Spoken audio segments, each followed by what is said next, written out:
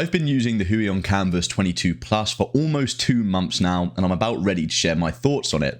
I've also been using the Keydial for around the same amount of time, so I'll be sharing my opinions on that too.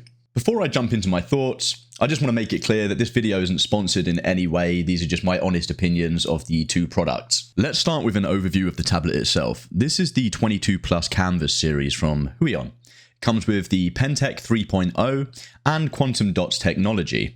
Don't ask me what that means. The overall panel size is 21.5 inch diagonally, the gamut is 140% RGB, the pen is battery free and has 8,192 pressure levels, it connects via HDMI or there's an option for USB-C to USB-C, and it has etched anti-glare glass. Just give me a second to take a breath.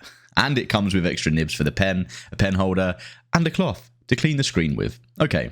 With all that in mind, the current price for this product is £519 on their website, and it's pretty much the same via Amazon too. From the description, I'd say you're getting a lot for your money with this. So what are my thoughts on the tablet after using it for almost 2 months now? Well, I like it. Mostly. The thing is, even after this amount of time, I'm still kind of getting used to it, especially when it comes to sketching on Photoshop with it. I've used traditional drawing tablets for around 8 years now, and the iPad Pro for sketching for almost 3 years, so this is a new experience and one I'm training myself to get used to. I found it feels more like drawing freehand. In terms of the tablet's performance, it's easy and it's nice to use. There's plenty of screen space to draw on and the responsiveness of the pen on the tablet is good. However, I have noticed that sometimes the tablet struggles to pick up the brush stroke. This is occasional, and it does seem to only happen when I'm using small brush sizes in Photoshop, so maybe it's more of a software problem than a tablet problem. I tend to use the tablet most when I'm on Adobe Illustrator. I sit for hours at a time tracing my sketches with the pen tool. On that subject, I think it's great for using the pen tool. The stylus is accurate, so wherever you touch the screen is exactly where your cursor ends up. This means line work is accurate. I also like using it with the pencil tool when adding detail lines here and there.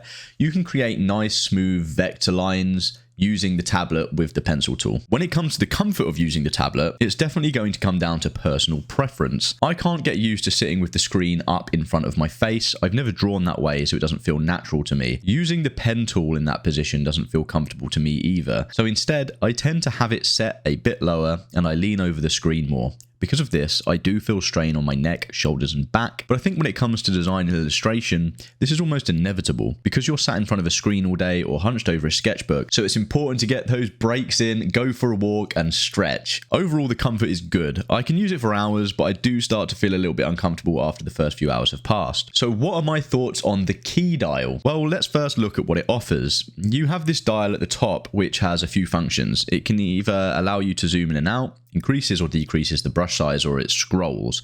I tend to mainly use it to zoom in and out. It also has 18 programmable keys for shortcuts. This will set you back £47.99 if you buy it from Huion, so is it worth the price tag? Well, I found it handy to have sat next to the tablet on my desk when using it, instead of trying to squeeze a full-size keyboard into the same space. I love using the Keydial to zoom in and out of my design work with ease, and the shortcuts are handy, but I do have a few gripes. The main issues seem to be that sometimes the shortcuts get stuck. For example, I might hold the shortcut for Alt while altering the path line, but once I let it go, it doesn't register. So then I have to press the shortcut again to resume the normal pen tool function. It does only happen now and again, but on occasion, it will happen one time after the other, and in those situations, it can be a little bit frustrating. The other thing I've noticed is if you have a shortcut set that includes more than one key, for example, Control Z to undo, then every now and again, it won't register the control and it will switch my tool to the zoom function. It can be a bit of a hindrance while working when it does happen. Overall though, it is a decent tool and has its benefits for speeding up workflow, although I would argue that maybe a mini keyboard would be a decent alternative and likely less buggy with the shortcuts. What are my closing thoughts on both? After 2 months, I do feel both tools have improved my workflow and have contributed to my enjoyment of illustrative design projects. The tablet is an impressive piece of equipment for the price tag, and I genuinely look forward forward to using it, especially when I'm using Adobe Illustrator. The key dial is handy, although it is a little buggy. Because of this, I do still find myself reaching over to my keyboard for certain shortcuts and